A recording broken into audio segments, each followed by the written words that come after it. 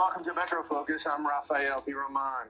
New York City's embattled housing agency, NYCHA, has faced a growing list of scandals over the past year, including lying to the federal government about lead paint inspections, dangerous levels of untreated mold in many NYCHA apartments, and damaged boilers that left thousands without heat during record-breaking winter temperatures.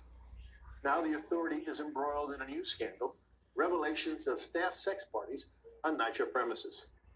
The focus is on the Throgs Neck housing complex in the Bronx, where 2 employees were suspended and the rest of the 40-person staff were reassigned after residents complained that a number of those workers had been drinking and having sex on the job.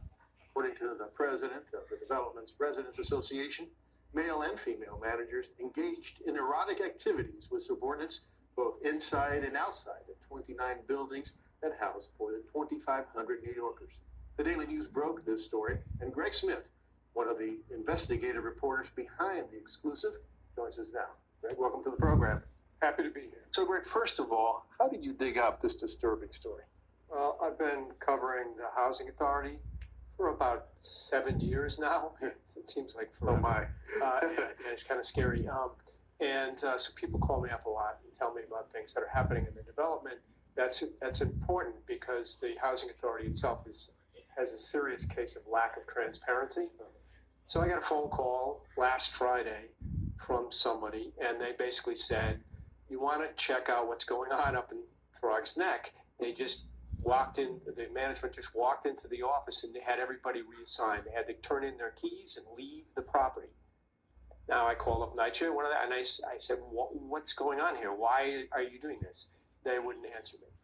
So I wrote a story that went into the paper on Monday that said that this had happened. And of course, I got another phone call. And this phone call was far more interesting. And it was essentially describing for me the reason behind this mass reassignment.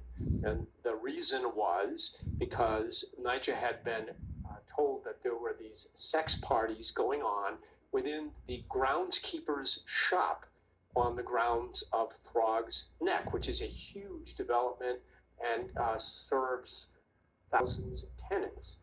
And so the first question I had was, if this is happening, well, what is NYCHA doing about this, and when did NYCHA first learn about this? What are the answers to those questions? Well, that's an interesting answer, even more interesting than sex parties on overtime, in which, by the way, that was the other aspect. A Facebook post outing a NYCHA supervisor, Eva Torres, is accused of stealing from the housing project where she worked to give her own personal kitchen a makeover. Torres works at the Wagner houses in East Harlem.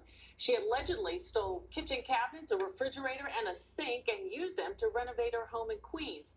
Investigators say they were able to bust Torres because of pictures she posted of herself standing in her new kitchen.